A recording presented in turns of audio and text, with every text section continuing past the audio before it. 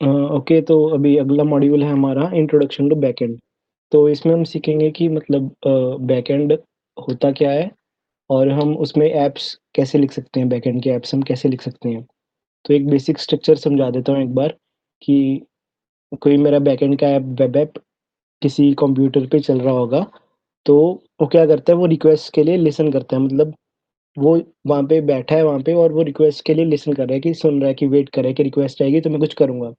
तो जब भी आप ब्राउज़र से रिक्वेस्ट डालते हो, तो क्या होता है, वो कोई एक्शन लेता है। एक्शन किस बेसिस पे लेता है कि जो आप यूआरएल विज़िट कर रहे हो या आपने अगर गेट रिक्वेस्ट या पोस्ट रिक्वेस्ट डाला है, उसमें कोई डेटा है तो उस बेसिस पे लेगा और फिर वो डेटाबेस में डेटा रीड और राइट करके भी कर सकता है और फिर वो ब्राउज़र को रिस्पॉन्स सेंड कर देता है।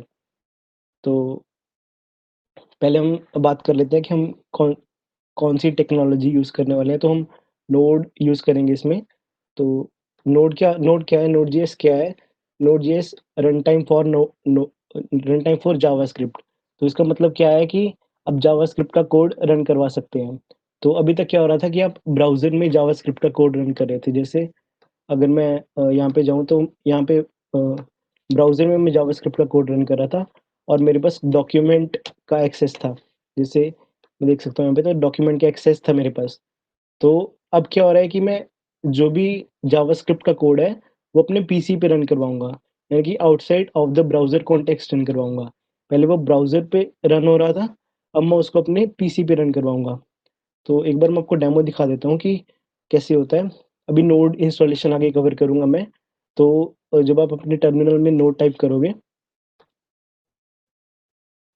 तो एक इंटरैक्टिव प्लेग्राउंड जैसा खुल जाता है। तो इसमें आप जावास्क्रिप्ट कमांड्स डाल सकते हैं, जैसे वेरिएबल असाइन कर दिया चेतन मैंने। हाँ, इंग्लिश में बोल। हाँ, okay. So in this interactive playground, you can run JavaScript code. So the obvious thing is that in the browser, you had access to the features that were present in the browser, like you have had access to the document object model. So now when I'm running it in my PC, so I'll have access to the features of my operating system. So if I try to run document in this, so it's this document is not defined. So this is the obvious thing.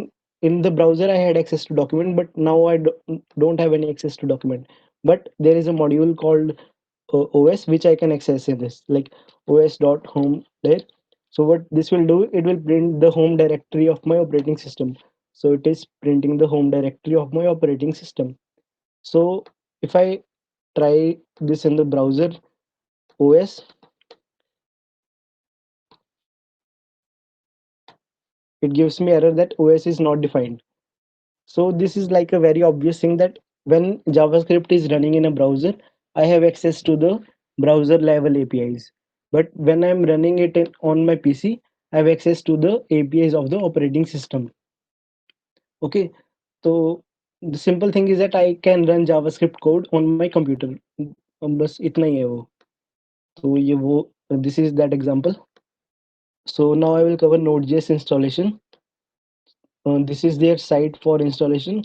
For Windows, what you can do is you can simply download this 64-bit MSI and you can install it using the Windows installer. I have already installed it. It is really easy. You just have to download this file and run that installer. It will do everything for you. Uh, I will show you how to install this in Linux. So this is Ubuntu. So what you can do is you can run sudo apt install node.js. So this will install node.js on your system. Node.js install हो जाएगा तो then you can test it using node dash v. It will give you the version of the node you are running. Also you can get interactive playground here by typing node, and this will give you that interactive playground. So this is the installation for Ubuntu. And for Windows you can simply download this installer and it will do everything for you. After that, now I'll tell you how to run JavaScript files. So we don't use that interactive playground. We make files with .js extension and run them using Node.js. So I am in this Node demo directory. I will create a new file called app.js. So I can run my JavaScript code here. So like var a equals 5, and now I can run like a loop for var I equals 0,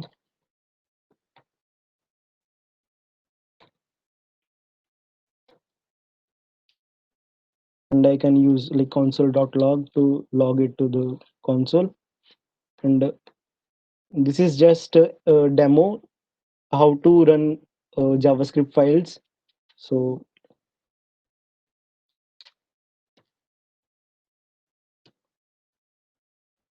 you can save this file, and in your terminal, what you have to do is type node space and the file of the name. So first you have to go into the directory in which the file is stored. So now the file is stored in node demo. So here you can see that there is app.js file. So what I can do is node space app.js.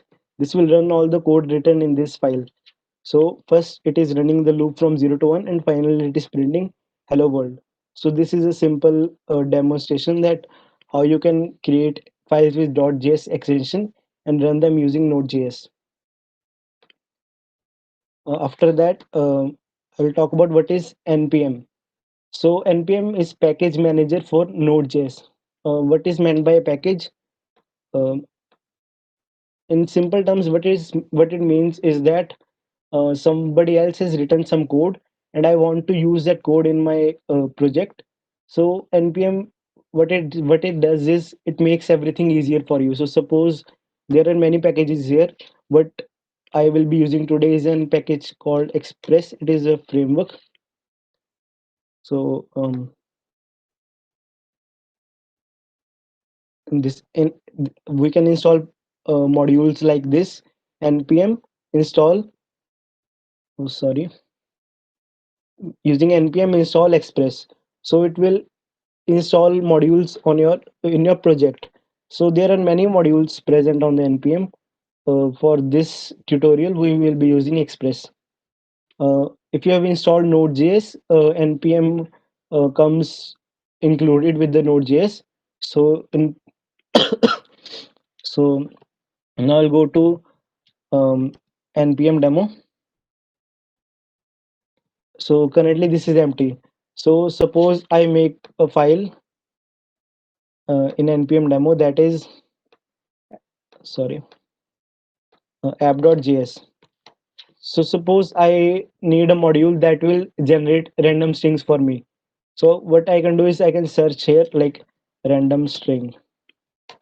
So it will give me all the details how can I install and how it will work. So here it is shows me that I can install this using npm install random string, and this is its usage.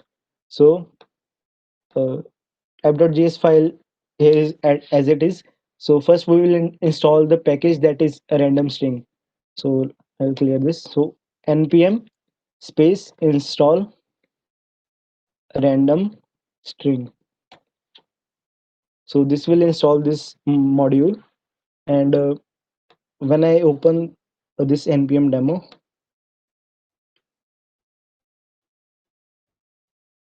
okay. So what you can see is that app.js file is was we created, and there is a new directory that is node modules. So we installed this module called random string, and it is stored in node modules. Any package we install using npm install and module name, it will get stored in there. So now, like a random string package has been stored here, so I can use this in my project. So I can import it using require random string.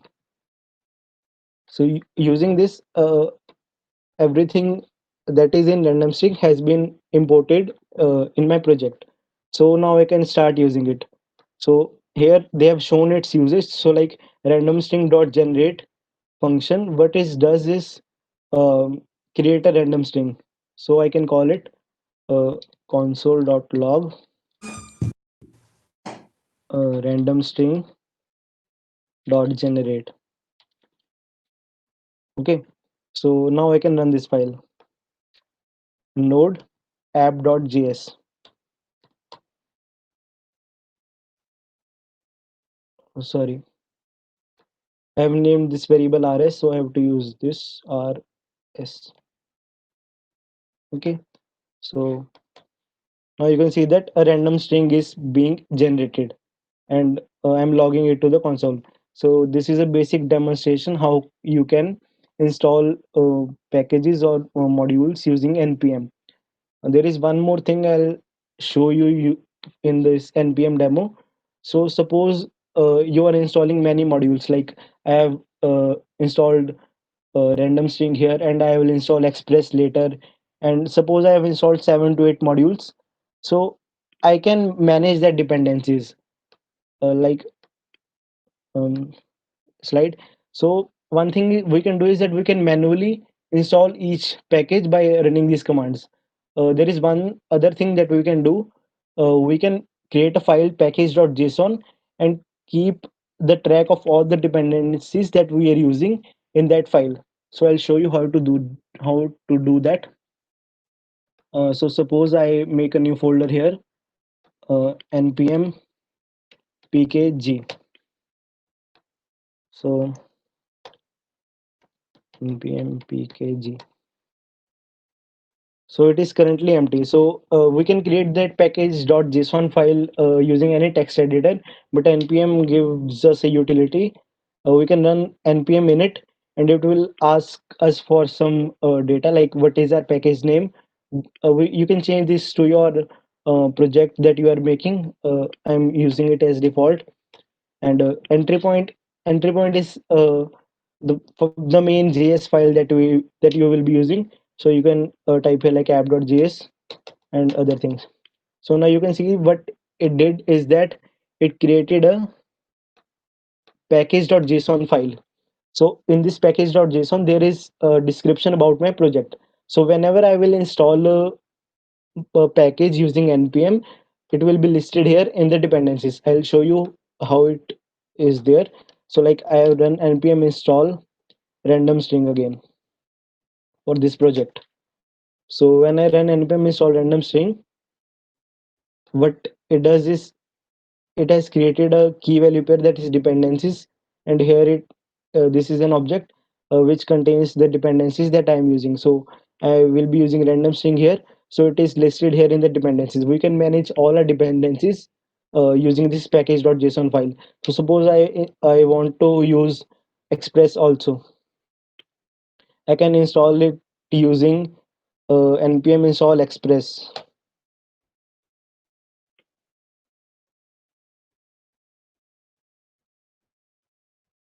Do we have to install same package every time a new project and want to use it? You can install a package globally also, um, and you can like manage your dependencies in the package.json file. uh, like when you share your code with someone else, you don't share this node modules directory because it is too large. So suppose someone else wants to run your code.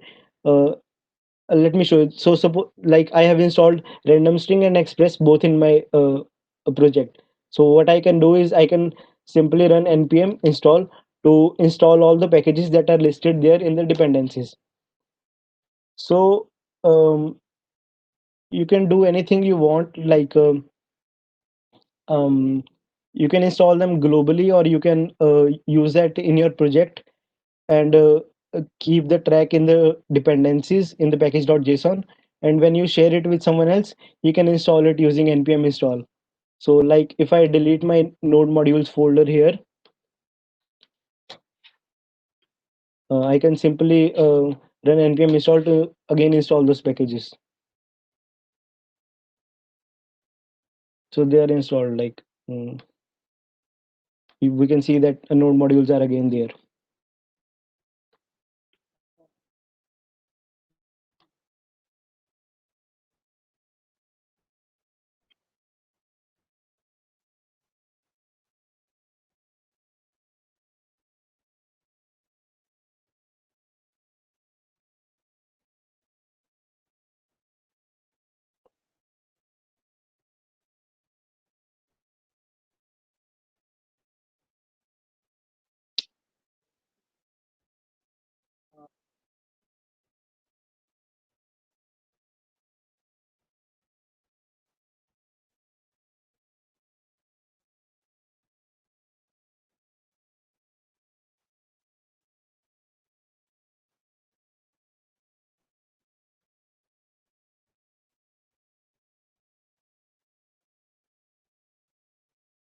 Okay so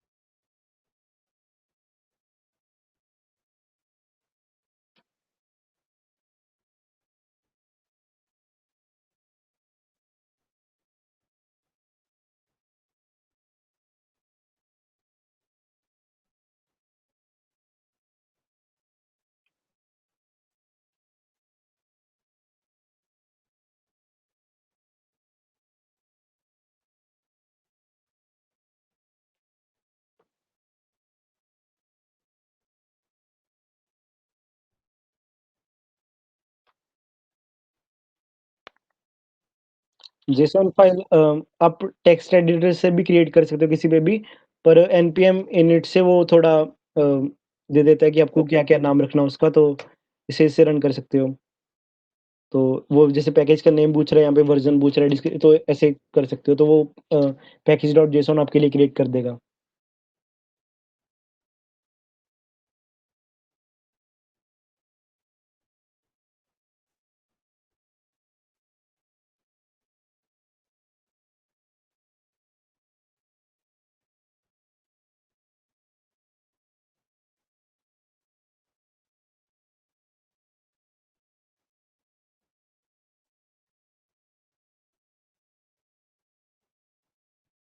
okay, तो अब हम express पे आ जाते हैं। Express क्या है?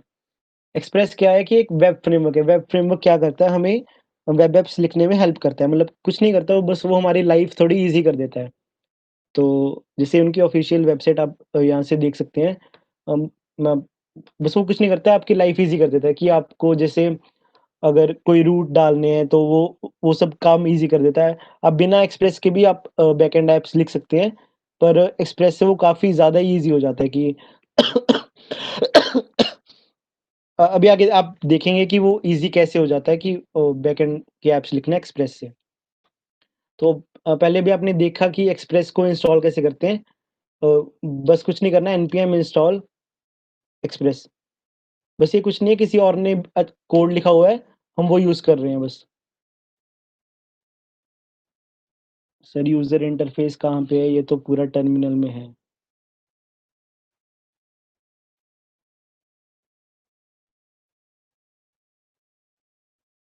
हाँ, ये रहा। तो जैसे मैं एक्सप्रेस डेमो डायरेक्टरी में हूँ अभी, तो इसमें मैं ऐप.जेएस फ़ाइल बना सकता हूँ। तो जैसे ये बना दिया, तो अभी मैं क्या करूँगा, एक्सप्रेस डेमो में जा रहा हूँ जैसे मैं। अम, तो इसमें मेरे को क्या करना है, पहली चीज़ क्या करनी है, मेरे को npm init रन करना है। npm init रन करूँगा मैं, तो हम इसमें व्हाई फ्लैग लगा सकते हैं, वो सारी चीज़ें अपने आप डिफ़ॉल्ट कर देता है। तो जैसे मैंने ये व्हाई फ्लैग लगा दिया, तो वो सारी चीज़ें डिफ़ॉल्ट कर देगा और वो हमारे लिए पैकेज.जेसन क्रिएट कर देगा। पर अभी क्या है कि हाँ, तो वो उसने अपने आप ही क्रिएट कर दिया। तो उसके बाद क्या करना है, मेरे को एक्सप्रेस इंस्टॉल करना है ताकि मैं एक्सप्रेस को यूज़ कर पाऊँ अपने ऐप में। तो npm इंस्टॉल एक्सप्रेस करूँगा मैं, तो वो इंस्टॉल हो जाएगा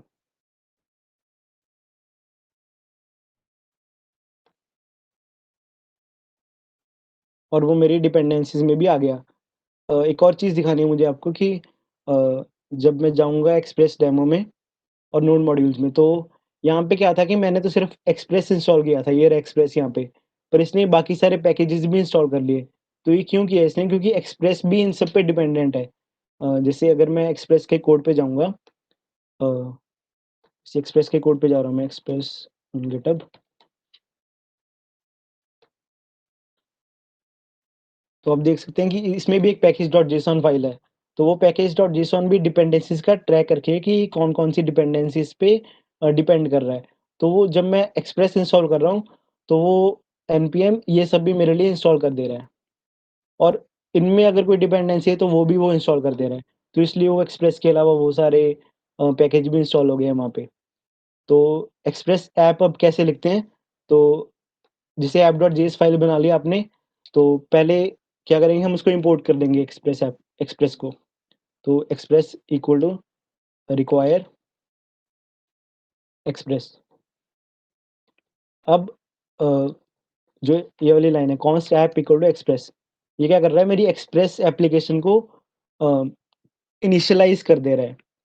तो अगर आप एक्सप्रेस का कोड देखोगे,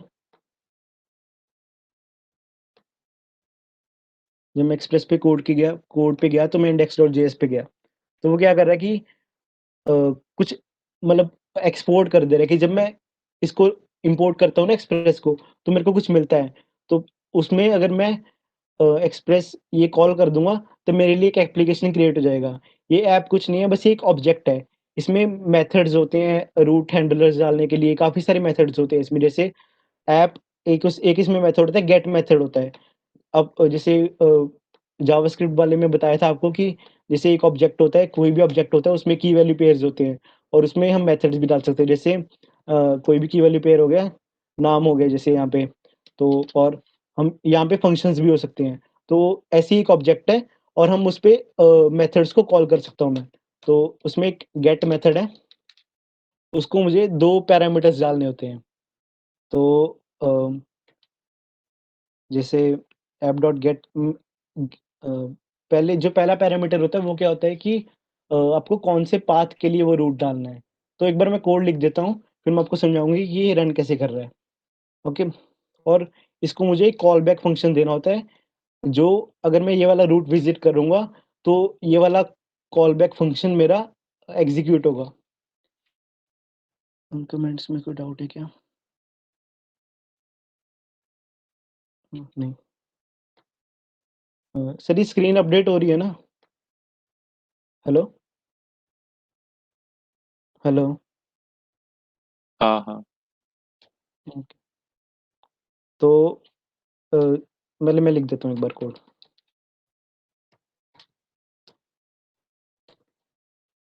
ठीक है, तो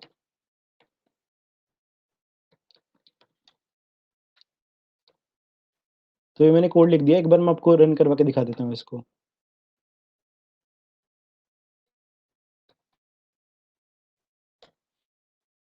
तो ये रन हो रहा है और अगर मैं अपने ब्राउज़र में जाऊँगा लोकलहोस्ट 3000 पे, तो मेरे को हेलो वर्ल्ड दिख रहा है यहाँ पे। तो अभी कोड क्या कर रहा है, पहले उसने कुछ नहीं किया, उसने बस एक्सप्रेस को इम्पोर्ट कर लिया और एक एक्सप्रेस ऐप को इनिशियलाइज़ कर दिया। अभी इस ऐप ऑब्जेक्ट में मेरे पास मेथड्स होते हैं। मतलब इसमें की वैल्यू पेयर्स भी होते हैं, पर अभी मैं मेथड यूज़ कर रहा हूँ इसके। तो इसमें एक मेथड होता है, गेट मेथड होता है। तो गेट मेथड क्या करता है, वो एक यहाँ पे पाथ लेता है, उसके 2 आर्गुमेंट्स होते हैं, और भी होते हैं शायद, पर इसमें 2 दे रहा हूँ मैं। तो पहला क्या है, पाथ, कि अगर मैं अगर ये रूट पाथ विज़िट करूँगा तो मेरे को क्या करना है? तो जब मैं लोकलहोस्ट 3000 पे जा रहा हूँ, तो वो रूट पाथ है उसका। तो क्या करना है उसको, उसको मैं सेकंड आर्गुमेंट दे रहा हूँ एक कॉल बैक फंक्शन, कि मुझे ये वाला फंक्शन एग्ज़ीक्यूट करवाना है। उस कॉल बैक फंक्शन में जो क्या है, जो पहला आर्गुमेंट है वो है रिक्वेस्ट और सेकंड है रिस्पॉन्स। रिक्वेस्ट और रिस्पॉन्स, आप वेब ब्राउज़र से रिक्वेस्ट कर रहे हो, अगर आप लोकलहोस्ट 3000 पे जाओगे, तो वो रिक्वेस्ट की जितनी भी इन्फो है, वो सारी इसमें होगी। और जो आप रिस्पॉन्स सेंड करोगे सर्वर से क्लाइंट को, उसकी सारी इन्फॉर्मेशन इस आरईएस में होगी। तो मैं रिस्पॉन्स में क्या सेंड कर रहा हूँ, हेलो वर्ल्ड सेंड कर रहा हूँ मैं।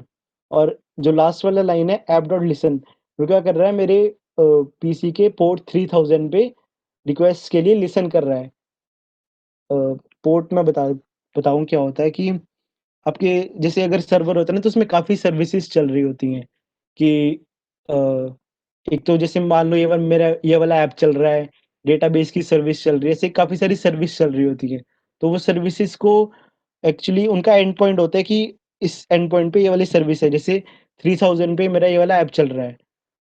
और जैसे डेटाबेस चलाना आपको तो वो जनरली 27017 पे चलाते हैं। तो बस इसको एक एंड पॉइंट मान लो कि अगर मैं किसी सर्वर के इस पोर्ट पे जाऊँगा, तो मेरे को ये वाला ऐप रन हो रहा होगा मिलेगा मिलेगा। तो अभी क्या हो रहा है मेरे पीसी के पोर्ट 3000 पे मेरा ऐप रिक्वेस्ट के लिए लिसन कर रहा है। तो जब मैं लोकलहोस्ट 3000 पे गया और मैं उसके रूट पाथ पे गया, तो ये मेरा ऐप क्या कर रहा था, ये रिक्वेस्ट के लिए लिसन कर रहा था और इसने देखा कि रूट के लिए रिक्वेस्ट आई है और फिर उसने ये वाला कॉल बैक फंक्शन कॉल करवा दिया और उसने रिस्पॉन्स में मुझे हेलो वर्ल्ड भेज दिया।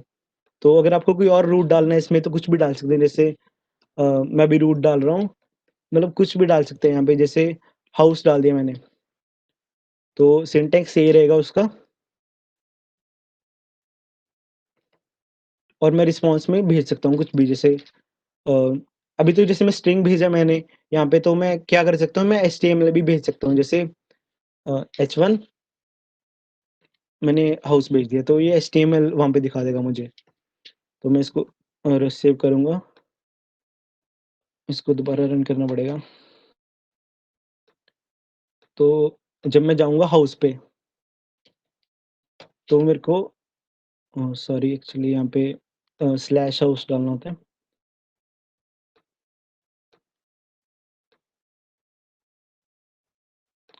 और मतलब ये अगर आप कोई भी चेंज करते हो तो ये सर्वर दोबारा रन करना पड़ता है। इसका भी अभी आगे वर्कअराउंड दिखा दूँगा। तो तो ये मेरे को हेडिंग टैग में हाउस दिख रहा है। तो आपको ये समझ अभी कोई डाउट है तो पूछ लो कि ये रूट कैसे डाल रहा हूँ मैं। तो बेसिक वेब ऐप का जो फीचर होता है वो ये होता है कि वो किसी पोर्ट पे लिसन कर रहा होता है रिक्वेस्ट के लिए। जब भी रिक्वेस्ट आती है तो यहाँ पे मैंने डिफाइन किए हुए थे रूट हैंडलर्स कि अगर इस राउट के लिए रिक्वेस्ट आई है तो मुझे क्या करना है। तो वही अगर ये रूट के लिए लिसन कर रहा है, लोकलहोस्ट 3000 क्या है, हाँ। तो अगर आप कोई भी वेबसाइट विज़िट कर रहे हो तो वो किसी सर्वर पे जा रहा होता है और मतलब सर्वर को रिक्वेस्ट भेज रहा होता है। तो अभी लोकलहोस्ट क्या है कि लोकलहोस्ट मेरे खुद के पीसी को ही रेफ़र कर रहा है। तो जब मैं लोकलहोस्ट को रिक्वेस्ट डालता हूँ, तो वो रिक्वेस्ट किसको जाती है? मेरे पीसी को ही जाती है। अभी मेरे पीसी पे ही वो 3000 पोर्ट पे रिक्वेस्ट के लिए लिसन कर रहा है, तो वो वही रिक्वेस्ट के लिए लिसन करके रिस्पॉन्स मेरे को भेज दे रहा है। बस ये मेरा पीसी है, हम डेवलपमेंट पर्पसेज़ के लिए इसको यूज़ करते हैं। 3000 ही क्यों, कुछ भी डाल सकते हैं यहाँ पे, जैसे मैंने 8000 डाल दिया, कुछ भी डाल सकते हो यहाँ पे तुम। तो और ऐप दोबारा स्टार्ट करूँ मैं, तो अब ये 8000 पे दिखाने लग जाएगा मुझे, तो उसका कुछ इतना है नहीं है।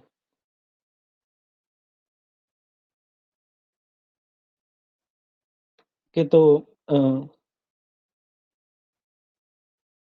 कंट्रोल एस करना होता है पर एक्सटेंशन बहुत आती हैं यार वीएस कोड में। जैसे अभी मैंने एक एक्सटेंशन यहाँ पे लगाई हुई है कि अगर मैं विंडो चेंज करूँ तो वो कोड अपने आप सेव हो जाए, तो उसकी दिक्कत नहीं रहती इतनी।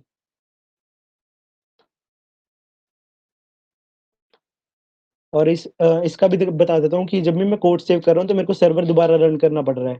तो ऐसे ही एक पैकेज होता है नोड मोन करके पैकेज होता है।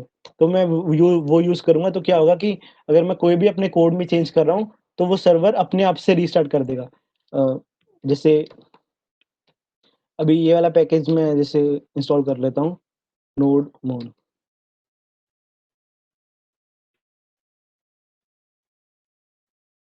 तो इंस्टॉल हो जाएगा ये और फिर मैं इससे अपना ऐप चला सकता हूँ। ओके, तो अगर मैं कोई भी चेंज करूँगा यहाँ पे, तो जैसे मान लो मैंने यहाँ पे हाउस की जगह कुछ और लिख दिया, जैसे चेंज ही लिख दिया, तो वो मेरे को अभी सर्वर दोबारा स्टार्ट करने की ज़रूरत नहीं है, उसने खुद ही यहाँ पे रीस्टार्ट कर दिया सर्वर को और फिर मैं ब्राउज़र पे रिक्वेस्ट देख सकता हूँ जाके।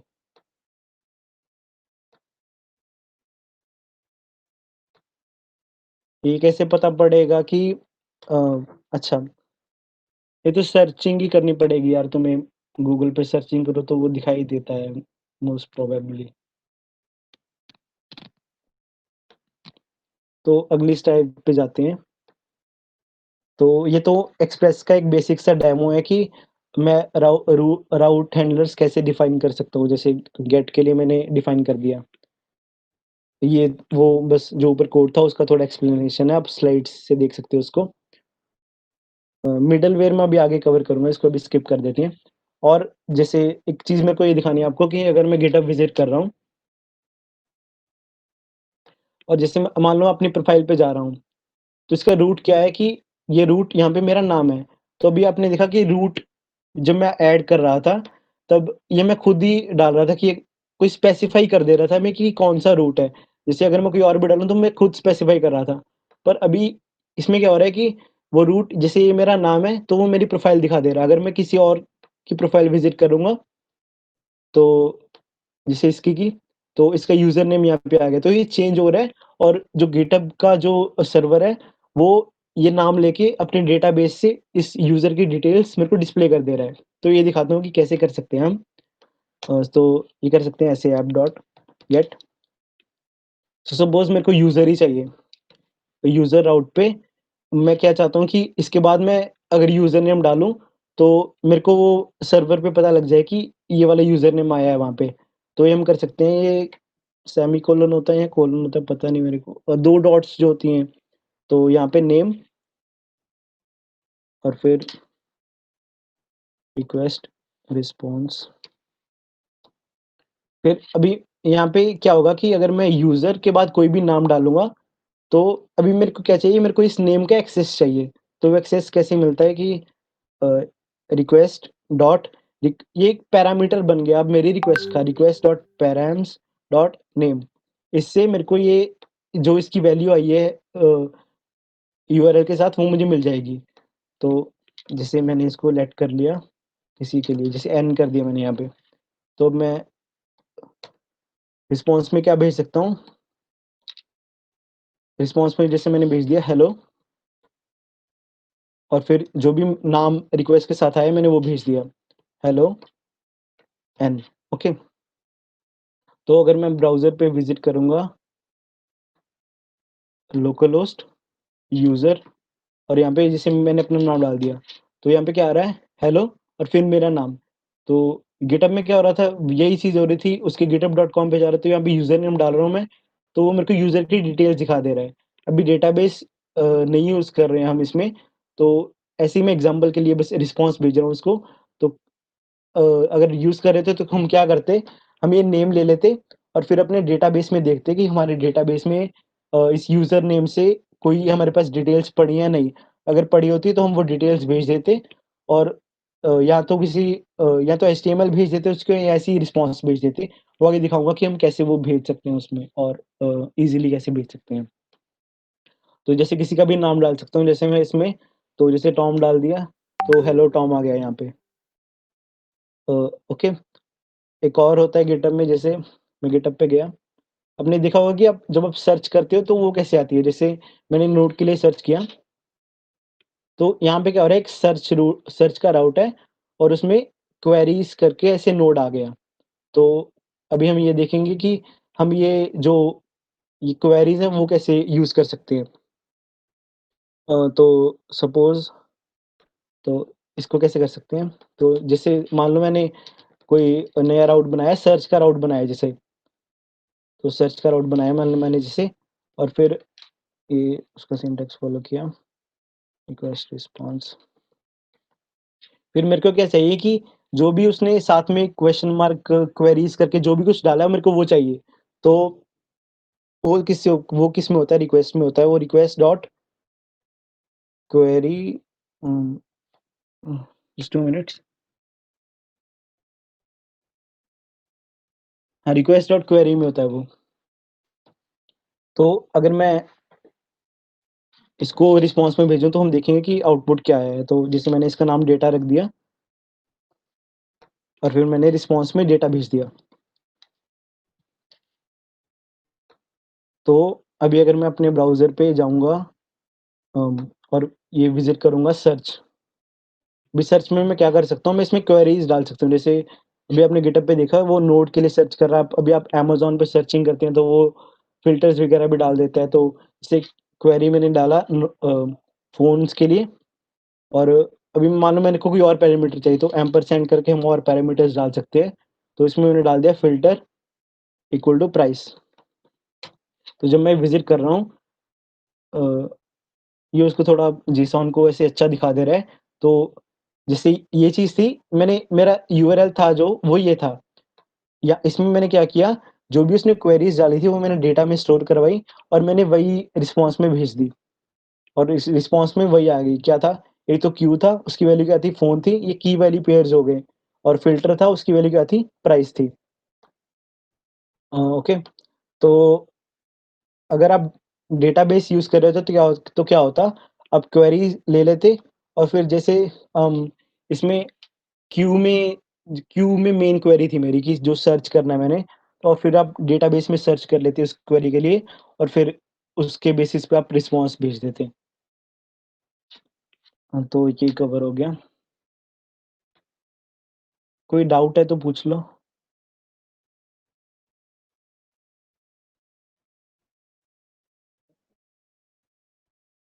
सर और एक ये तो हो गया और बाकी वो थोड़ा था कि जेसॉन रिस्पॉन्स कैसे भेजना है और स्टैटिक फाइल्स कैसे ऐड कर सकते हैं इसमें और एक बस वो थोड़ा सिंपल सा था वो पोस्ट रिक्वेस्ट में इसकी बॉडी को कैसे ले सकते हैं हम, जब पोस्ट रिक्वेस्ट डालते हैं।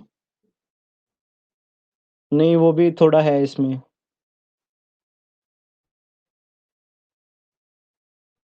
लेट के एंड में सेमीकोलन नहीं है, फिर भी रन कैसे हो रहा है? अरे यार, ये जावास्क्रिप्ट है यार। मतलब डाल दो यार, कोई प्रॉब्लम वाली बात नहीं है, डाल दिया करो, डाल दिया करो। हुँ, तो सर वो टेम्पलेटिंग इंजन ना कवर करूँ क्या?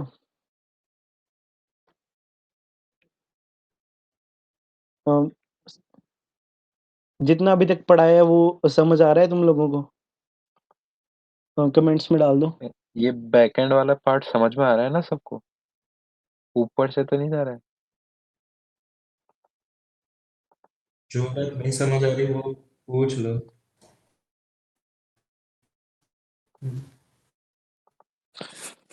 सब थोड़ा थोड़ा कर रहे हैं, जो पार्ट नहीं समझ आया वो पूछ लो ना, अभी क्लियर कर दूंगा। हाँ, कमेंट्स कौन में सा चाह पूछ लो यार।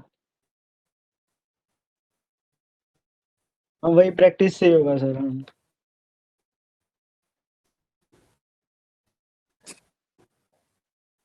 अरे मैं जैसे इनका ना एपीआई रेफरेंस आप ये यूज़ कर सकते हैं, इसमें इन्होंने काफ़ी अच्छा ही बताया हुआ है। तो जैसे रिक्वेस्ट के जितने भी मेथड्स होते हैं या क्या होता है और वो मतलब रिक्वेस्ट ऑब्जेक्ट के साथ जो भी होता है यार अम, वो की वैल्यू पेयर्स वाला, उसमें जो भी मेथड्स इसमें वगैरह होता है वो सारे इसमें बताए हुए हैं उसने। तो जैसे हमने देखा कि रिक्वेस्ट में हम जा रहे थे रिक्वेस्ट डॉट पैराम्स में जा रहे थे। तो ये इसने एक्सप्लेन किया हुआ है कि पैरामीटर्स हम कैसे ले सकते हैं रिक्वेस्ट के साथ और क्वेरी के लिए भी इसने सारा डिफाइन किया हुआ है और कुकीज़ जो आती हैं रिक्वेस्ट के साथ वो कैसे ले सकते हैं। तो ये सब तुम लोग यहाँ से रेफ़र कर सकते हो उनके डॉक्स से।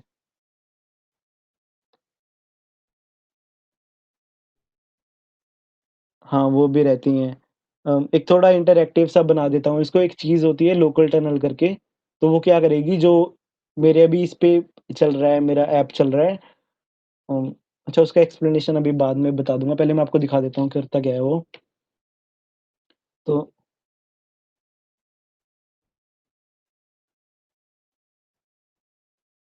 हाँ,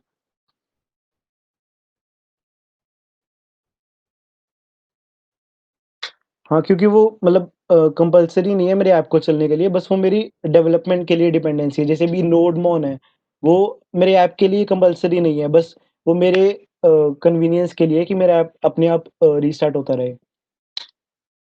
तो सपोज़ सर मेरी स्क्रीन नहीं, स्क्रीन चली गई। स्क्रीन चली गई। कोई कीबोर्ड शॉर्टकट होगा शायद, मुझे लग रहा है। आप दिख रही है ना? हम्म। तो सपोज़ जैसे मैं पैकेज को अभी ग्लोबली इंस्टॉल कर रहा हूँ, लोकल टनल को। तो अभी ये मेरा ऐप किस पोर्ट पे चल रहा है? ये मेरा ऐप अभी 8000 पे चल रहा है। तो लोकल टर्मिनल अभी ग्लोबली इंस्टॉल कर लिया मैंने। तो अगर मैं करूँगा एलटी पोर्ट 8000, तो अभी रुक जाओ 2 मिनट, तुम्हें एक चीज़ दिखाता हूँ। तो ये वाला यूआरएल तुम लोग अभी विज़िट करोगे, तो मेरे को रिक्वेस्ट आएँगी वो सारी। अब मतलब ज़्यादा मत डालना यार। ए ए इत कोई एक डाल दो, कौन है लास्ट वाला, ये निखिल मधुरी डाल देना। कोई भी एक डाल देना, इतनी मत डाल देना। तो ये वाली विज़िट करो तुम लोग।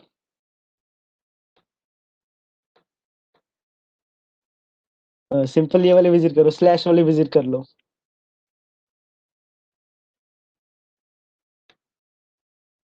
अभी रुक जाओ, मैं एक चीज़ कर देता हूँ, मेरे को पता लग जाए। अच्छा ये वाली विज़िट कर लो। मैं कंसोल में दिखा देता हूँ, मेरे को पता लग जाएगा कौन-कौन कर रहा है।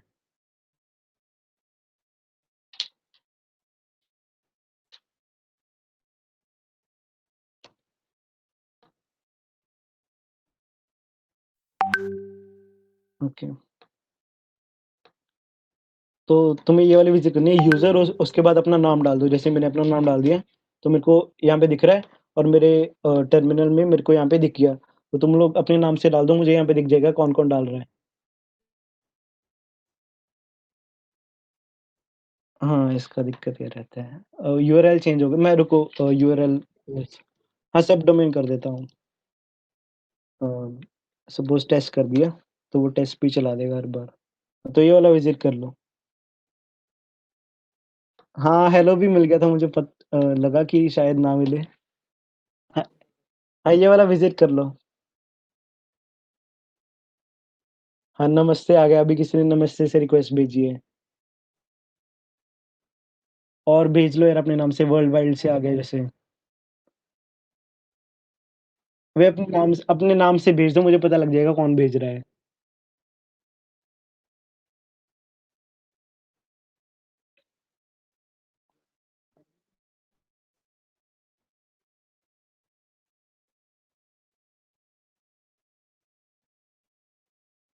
स्पेस कैसे डाला? स्पेस कैसे आ गया है? देखो ट्राई करूँ। मेरे में भी आ रहा है, फॉर्मेट नहीं किया उसने। ये हाँ, कैसे है? पर वो भी क्वेरीज़ में होता है, ऐसे यूआरएल में थोड़ी होता है वो। नहीं, यूआरएल पता चलो है। बढ़िया ही है। अबे करना क्या है, कुछ नहीं करना है तुम्हें, ये वाला यूआरएल मैं तुम्हें दिखाई देता हूँ कि विज़िट क्या करना है तुम्हें। मैं इसको कॉपी कर लूँ। हाँ, अच्छा हाँ, कर दिया, ठीक है। नहीं तो हाँ, ठीक है, तो पिंग वाट्स नहीं। ये थोड़ा इंटरैक्टिव हो गया। तो लोकल टनल क्या कर रहा है? तो टनल क्या होती है वो, अ, एक जगह।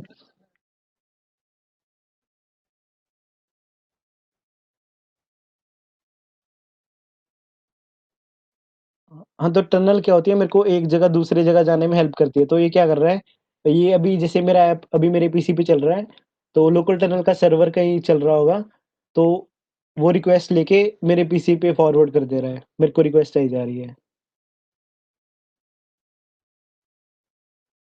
हाँ, ठीक है, बढ़िया। ये अभी डेमोंस्ट्रेशन ही होगा कि मतलब रिक्वेस्ट आ रही है, मैं उनको यूज़ कर पा रहा हूँ।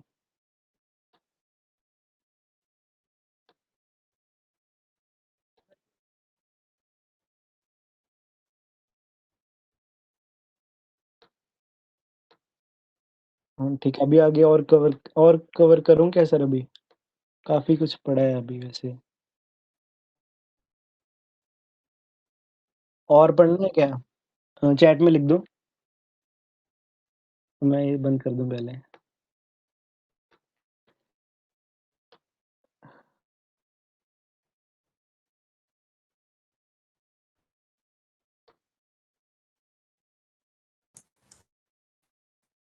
नहीं। अरे मतलब पूरा लिखो ना, नहीं आका मतलब समझ नहीं।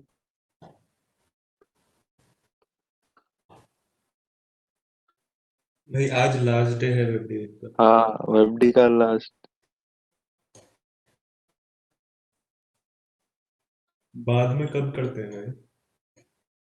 बाद में नहीं होगा मतलब, आज नहीं या हुआ तो फिर कभी नहीं होगा। हाँ, आज नहीं हुआ ऐसा। तो कभी नहीं होगा, तो ये कह रहे हैं कि आज यहीं पे खत्म करना है या आज और पढ़ा, आज लास्ट डे है। अरे भाई, C1 V1 कुछ नहीं है, आज जो होगा वो आज, मतलब आज के बाद कुछ नहीं होगा। रिकॉर्डिंग तो हो ही रहा है।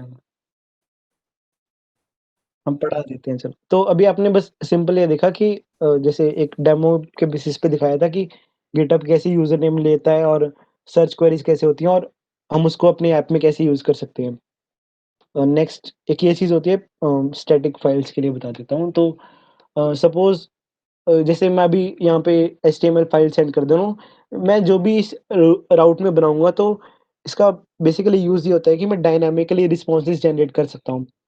तो मान लो कि कोई राउट है मेरे पास, पोस्ट का राउट है कि जो मेरे को सारी पोस्ट दिखाएगा कि जो भी मेरे पास पड़ी हैं। तो सपोज़ कोई कोई पोस्ट का राउट है, तो जब तुम लोग ये विज़िट करोगे तो मैं क्या करूँगा कि मेरे डेटाबेस में पोस्ट करके कुछ होगा, मतलब पोस्ट में मेरे सारी पोस्ट पड़ी होंगी, तो मैं क्या करूँगा अपने डेटाबेस से सारी पोस्ट लेके तुम लोगों को भेज दूँगा। तो जो वो चीज़ होती है मेरे पास, वो होती है जेसॉन फॉर्मेट में होती है मेरे पास वो कि अम मतलब किसी में भी हो सकती है यार, तुम लोग वो डिपेंड करता है क्या यूज़ कर रहे हो। तो अगर वो जेसॉन में है, तो वैसे की वैल्यू पेयर्स होते हैं, जैसे पोस्ट का कोई मैं एक एग्ज़ाम्पल दिखा दूँ आपको। ये एक पोस्ट इस टाइप की होगी कि पोस्ट का नाम क्या है, कितने यूज़र्स ने लाइक किया है, ऐसे उनका अर्रे होगा। ओके, तो मेरे पास इस टाइप में होंगे, तो मैं क्या कर सकता हूँ, या तो मैं इसको ही भेज दूँ, इस जेसॉन को ही तुम लोगों के पास रिस्पॉन्स में भेज दूँ। या मैं क्या कर सकता हूँ कि मैं जितने भी मेरे पास पोस्ट्स हैं, मैं उनका एचटीएमएल जनरेट करूँ, जब रिक्वेस्ट चाहिए उसी टाइम पे और वो तुम लोगों को भेजूँ। तो इसका एक एग्ज़ाम्पल पड़ा है मेरे पास तो सपोज़ अभी मैं ये वाली सारी वो कर दे रहा हूँ, कमेंट आउट कर दी मैंने ये सारी। तो नॉर्मली हम डेटाबेस से ले रहे हैं, पर वो कवर करूँगा तो थोड़ा शायद ना समझ में आए। तो इसके लिए मैं अभी इसी अपने में एक सपोज़ मैंने एक अरे बना लिया। ये एक अरे किसका है? ये वर्कशॉप्स का अरे है, जो भी आपकी वर्कशॉप्स हो रही हैं। अरे सर, पर ये तो वो हो जाएगा ना, व्यू इंजन हो जाएगा, वो पढ़ाना है इनको अभी। हेलो? हाँ, हिंट दे देता हूँ, हिंट दे तो जैसे मेरे पास ये वर्कशॉप्स का अरे है। नॉर्मली हम ऐसे डेटा को नहीं लेते, हम डेटाबेस से ले रहे हैं। ये मैं आपको एग्ज़ाम्पल के लिए बता रहा हूँ। इसको दिमाग में मत बिठा लेना कि डेटा को ऐसे लेना है मैंने। क्योंकि अगर आप इसमें चेंजेस करोगे और प्रोसेस बंद कर दिया, दोबारा चलाए, तो वो डेटा आपके पास नहीं रहेगा। डेटाबेस क्या है? पर्सिस्टेंट स्टोरेज है कि अगर ये प्रोसेस मैंने बंद कर दिया, तो मेरे पास डेटा रहेगा बाद में भी। तो ये सिर्फ़ एग्ज़ाम्पल के लिए है। तो सपोज़ ये वर्कशॉप्स का एक अरे है मेरे पास, इसमें सारी वर्कशॉप्स की थोड़ी इन्फो है। तो सपोज़ मैं एक राउट बना रहा हूँ, वर्कशॉप्स करके राउट है, वर्कशॉप करके राउट है कि जब मैं वर्कशॉप पे जाऊँ, तो मुझे सारी वर्कशॉप्स दिख जाएँ।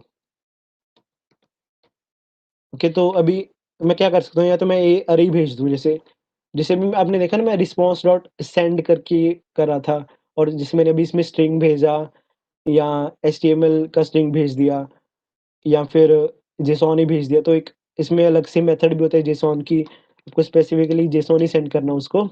तो रिस्पॉन्स डॉट जेसॉन और फिर सपोज़ मैंने वर्कशॉप डाल दिया इसमें। वर्कशॉप क्या है? मेरा अरे है इसमें, ये मेरा अरे वर्कशॉप है, तो रिस्पॉन्स में ये सारे भेज देगा। तो जब मैं विज़िट करूँगा,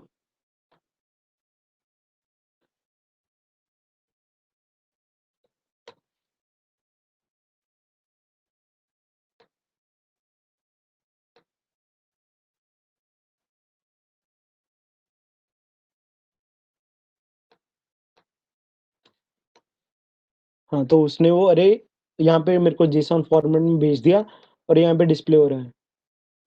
ये आपको दिख रहा है? ये फायरफॉक्स थोड़ा इसको अच्छा बना देता है, मैं क्रोम में दिखा देता हूँ आपको।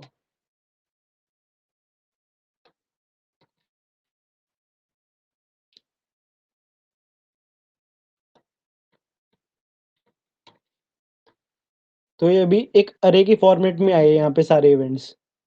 ओके, तो अभी मेरे को क्या चाहिए कि मैं ये सारे इवेंट्स जो हैं अच्छे से इनका एचटीएमएल बनाऊँ और वो भेज दूँ मैं। तो या तो हम क्या कर सकते हैं कि इसको स्ट्रिंग के फॉर्मेट में भेजें, जैसे यहाँ पे मैंने रिस्पॉन्स डॉट सेंड किया। मैं क्या कर सकता हूँ, मैं एक स्ट्रिंग बना सकता हूँ, जैसे मैंने एक स्ट्रिंग बनाना स्टार्ट किया, इसमें मैंने एचटीएमएल कोड लिखना स्टार्ट कर दिया, तो सपोज़ मैंने इसमें एचटीएमएल कोड लिखना स्टार्ट कर दिया। एचटीएमएल लिखूँ क्या अभी? हाँ, जैसे एचटीएमएल लिख दिया मैंने और एचटीएमएल बंद कर दिया, बंद बाद में करते हैं। तो मैं क्या कर सकता हूँ, मैं इस अरे के लिए फॉर लूप चलाऊँगा यहाँ पे बाहर, तो workshop dot for each,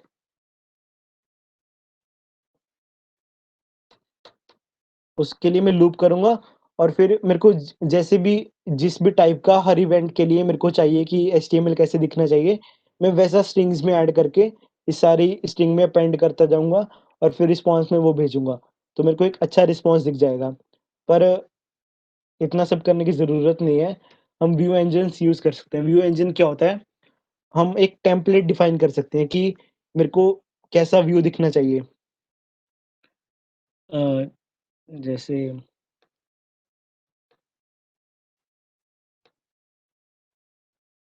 handle bars, express handle bars use करूँगा मैं इसमें। सर समझ नहीं आएगा सर इनको शायद। बताऊँ क्या अभी? हाँ, ये रहने देता हूँ ना।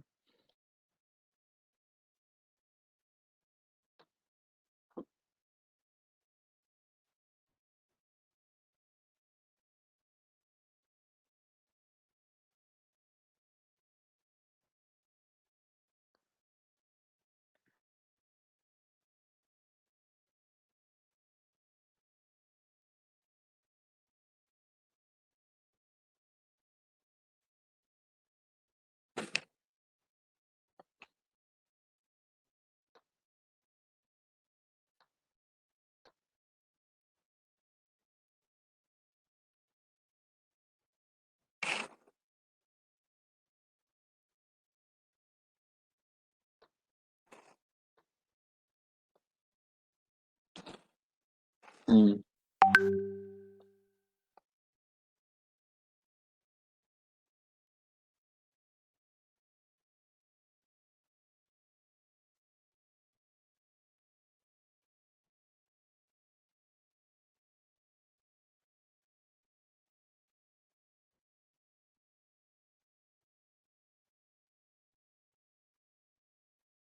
हाँ, टास्क खोल लो, टास्क तुमको क्या करना है, कुछ नहीं, एक तो नोड.जेएस को इंस्टॉल करना है और जैसे अभी मैंने आपको राउट्स बनाने सिखाए, गेट राउट्स, तो कुछ नहीं, एक 2 गेट राउट्स ही बनाने हैं आपको, गेट ही बनाने हैं।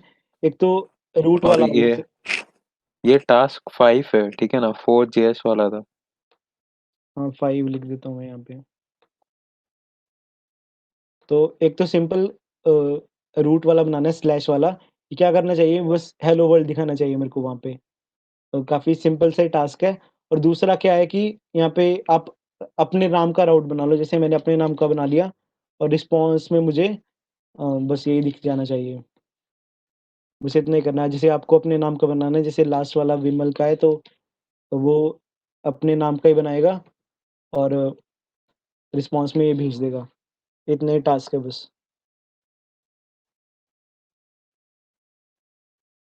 सिंपल ये टास्क है, बस इसको इंस्टॉल ही करना है। सबमिट कैसे करना है? सबमिट आपको पहले तो गिटहब पे अपलोड करना है इस प्रोजेक्ट को।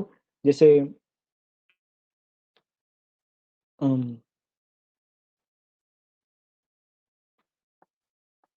जो वेबडी के टास्क में टॉप परफॉर्मर होंगे उनको मिलेगा। तुमको इतनी चीज़ को गिटहब पे अपलोड करना है और अभी मैंने आपको लोकल टनल बताया ना कि लोकल टनल कैसे यूज़ करते हैं, एक बार दोबारा बता देता हूँ उसको कैसे यूज़ करते हैं। पहले उसको जैसे ग्लोबली आपने इंस्टॉल कर लिया, उसको आपने ग्लोबली इंस्टॉल कर लिया, npm install -g local tunnel, तो वो ग्लोबली इंस्टॉल हो जाएगा। उसके बाद आप क्या कर सकते हो, lt लोकल टनल का ये शॉर्ट फॉर्म सा हो गया, डैश डैश पोर्ट और फिर जिस पोर्ट पे आपका ऐप चल रहा है, जैसे अभी मेरे वाला 8000 पे चल रहा था, तो आप उस आपको यहाँ पे उसका पोर्ट नंबर डालना है और फिर एंटर करोगे तो एक एक अपने आप से एक यूआरएल जनरेट कर देगा। और अगर अपने आप से करेगा बार-बार तो हम चेक नहीं कर पाएँगे। तो तुम लोग क्या करना डैश डैश सब डोमेन करके आप यहाँ पे अपना एक सब डोमेन डाल सकते हो। जैसे मैंने डाल दिया चेतन डाल दिया मैंने जैसे। तो जो यूआरएल बनेगा वो इस फॉर्म का बनेगा chetan.loka.lt। तो आप अपना नाम डाल दो या कुछ भी डाल दो तो इस फॉर्म में यूआरएल बन जाएगा। तो आप ये वाला यूआरएल शेयर कर सकते हो। पर इसमें प्रॉब्लम हमें क्या आएगी कि जब हम चेक करेंगे तब आपका ये चलता रहना चाहिए। ये भी और ये भी चलता रहना चाहिए। अगर मैं बंद कर दूँगा तो मैं यूआरएल विज़िट नहीं कर पाऊँगा। ये दोनों चीज़ें चलती रहनी चाहिए। तो गिटहब पे तो आप अपलोड कर ही देना। अगर लोकल टनल वाला हो सके तो कल के लिए क्लासेस तो लगाओगे तो ये बैकग्राउंड में चलते रहने देना और फिर मैं गिटहब में जैसे ये लिंक डाल देना जेसॉन में और फिर हम चेक कर लेंगे। पैकेज इंस्टॉल करना पड़ेगा, एक्सप्रेस इंस्टॉल करना पड़ेगा और लोकल टनल को ग्लोबली इंस्टॉल कर लेना।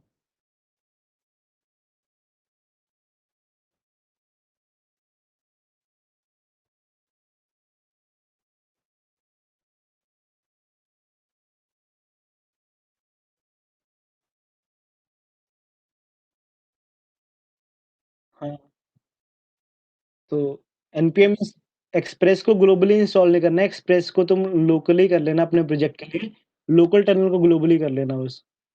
फिर ये एलटी वाला चल जाएगा, वो अपने आप ऐड हो जाता है पाथ में।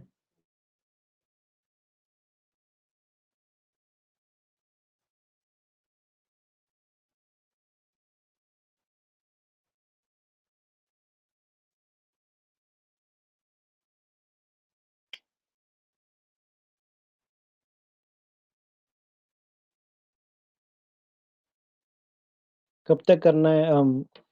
देख लो 2 दिन सर कितने दिन 2 दिन दे दें क्या? हाँ, और डिस्कॉर्ड पे डाउट्स पूछ लेना कुछ भी है तो। अरे भाई, हाँ, ये तो छोटा सा है भाई, 15-20 मिनट, मतलब छोटा ही है। अच्छा, टास्क टू, सॉरी।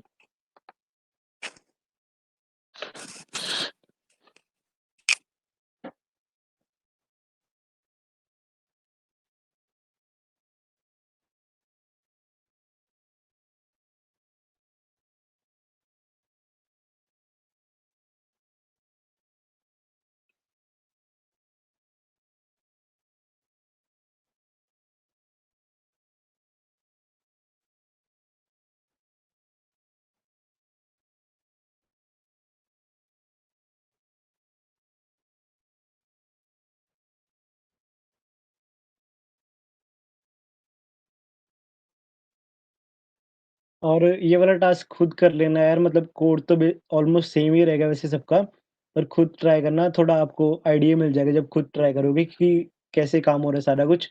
और अभी 2 राउट तो मैंने बता दिए कि ऐड करने हैं।